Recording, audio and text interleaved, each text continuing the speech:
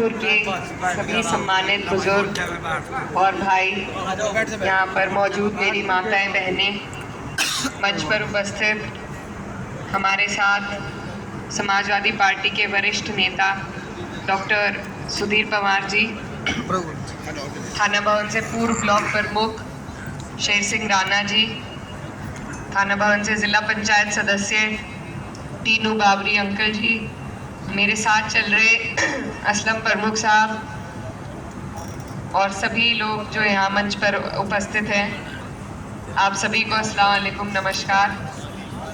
आज आपके बीच में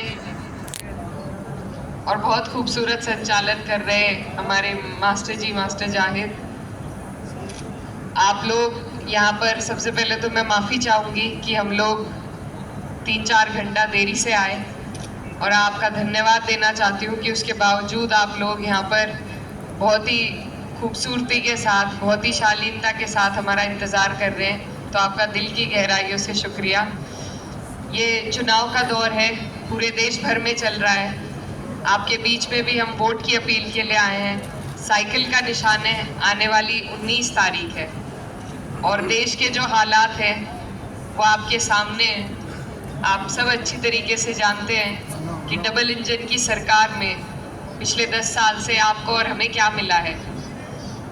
मेरे से पहले प्रोफेसर साहब ने सारी बातें बताई और बहुत अहम रूप से जो बताया कि भाजपा जो है वो ऐसे लोगों को हमारे बीच में उतार रही है, सिर्फ कुछ लोग सिर्फ प्रधानमंत्री जी के चेहरे पर वोट लेकर, इसीलिए हमारे लोगों का विकास नहीं हो पा रहा, काम नहीं हो पा रहे, क्योंकि आप कहीं जा ही नहीं सकते, आपकी कहीं सुनवाई नहीं है। तो ये जो हमारा जुड़ाव था सत्ता से, जो एक स्थानीय जनप्रतिनिधि ही करवा सकता है। मोदी जी, योगी जी हर सीट पर आकर काम नहीं कर सकते, यहाँ के काम यहीं के जनप्रतिनिधि कर सकते हैं। वो ही आपको किसी भी सत्ता का लाभ दिला सकते हैं और डबल इंजन की सत्ता का हमारे क्षेत्र तक कोई लाभ नहीं पहुंचा है। तो ये चुनाव है, हर 5 साल में हमें अधिकार मिला है कि हम सही चयन करें, अपने देश की राजनीति में अपना हस्तक्षेप दें चुनाव के माध्यम से। तो इस चुनाव का यही सीख है हमें कि हम बदलाव करें और पूरे देश भर में बदलाव की एक लहर है, इंडिया गठबंधन की एक लहर है, क्योंकि इंडिया गठबंधन किसान हित की बात करता है। एमएसपी लागू करने का वादा है, गारंटी है स्वामीनाथन रिपोर्ट के अनुसार, जो आज तक इस सरकार ने तो करी नहीं।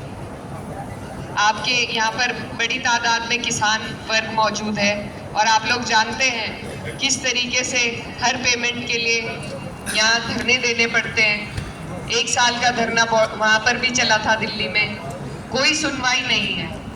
अब धरनों के माध्यम से सुनवाई नहीं है तो अपनी नाराजगी का बदला लेने का आपके पास सिर्फ वोट का मौका है। मेरे भाई यहाँ खड़े हैं, युवा हैं, बेरोजगारी जिस तरीके से बढ़ी हुई है वो आपको अच्छी तरह बता देंगे। पहले फौज में भर्ती हो जाते थे, लेकिन अब उसमें भी अग्निवीर बना दिया सबको। कोई भर्ती निकलती है तो पेपर लीक हो जाते हैं, महिलाओं का शोषण हो रहा है। आप लोगों को सारी घटनाएं याद होंगी, चाहे हाथरस हो, मणिपुर की हो, या फिर दिल्ली में जिस तरह हमारी महिला खिलाड़ियों के साथ हुआ। तो ये सरकार हमारी नहीं है, ये सरकार सिर्फ पूंजीपतियों की है, उन्हीं की जेब भरने का काम करते हैं। सारी सरकारी संस्थाएं इन्होंने अपने पूंजीपति मित्रों को बेचकर आपके हमारे अधिकारों के साथ खिलवाड़ किया है, ताकि इन्हें हमें पेंशन ना देनी पड़े। तो ये जो सरकार है जो अपना मुखौटा उतारकर आपको अपनी असलियत भी दिखा चुकी है। अगर आज हम अपने वोट के माध्यम से अगर हमने इन्हें ना हटाया तो फिर हमारी गलती है, फिर इनकी गलती नहीं है। तो ये मौका है, 5 साल के बाद आया है। इस मौके से मेरी आपसे यही विनती है कि इस मौके से ना चूके। और ये जो चुनाव है हमारे क्षेत्र का, मैं आपकी बेटी हूँ, मेरे पिताजी यहाँ से पहले जनप्रतिनिधि रहे और उन्होंने जिस तरीके से सभी लोगों का सम्मान किया, बिना किसी जाति धर्म के उन्होंने राजनीति करी। आप लोगों ने उन्हें बहुत प्यार दिया और बहुत मजबूती से उन्होंने आप लोगों की आवाज़ बनने का काम किया। तो मैं उन्हीं की विचारधारा को आगे बढ़ाना चाहती हूँ आपके आशीर्वाद से, और आपके बीच आई हूँ एक मौके की गुहार लेकर कि आपने पिछली बार हमारे माननीय सांसद जी को मौका दिया था, उन्हें दे चुके आप एक मौका, अब एक मौका अपनी बेटी को देकर देखिए। मैं आपसे इस मौके के लिए यहाँ आपके बीच आई हूँ और आपको यकीन दिलाना चाहती हूँ कि जैसे आज आपके बीच आई हूँ, इसी तरीके से लगातार आपके बीच रहकर आपकी आवाज़ बनने का, आपकी मजबूती से आवाज़ बनने का काम करूँगी और आपकी स्वाभिमान की लड़ाई लड़ने का। ये चुनाव हमारा बहुत अच्छा चल रहा है, सभी का हमें सहयोग और समर्थन मिल रहा है, 36 बिरादरियों का। लेकिन चुनाव बहुत बड़ा है और इसे इकट्ठा करने के लिए, इसे मुकम्मल करने के लिए मुझे आप सभी की ज़रूरत है। तो आप सिर्फ वोट तक महदूद ना रहकर आप इसमें सहयोग भी कीजिए। जैसे प्रोफेसर साहब कह रहे थे कि अगर हम अपने पड़ोस की वोट की जिम्मेदारी ले लें, या मैं कहती हूँ अगर आप बीजेपी के जो समर्थक हैं एक एक की अगर आप जिम्मेदारी ले लें तो उसी से हमारा काम हो जाएगा। तो इसमें आप सबकी ज़रूरत है।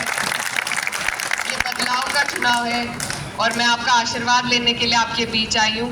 आने वाली 19 तारीख है और अपना आशीर्वाद वोट के रूप में साइकिल का बटन दबाकर इंडिया गठबंधन को मजबूती देने का काम कीजिए।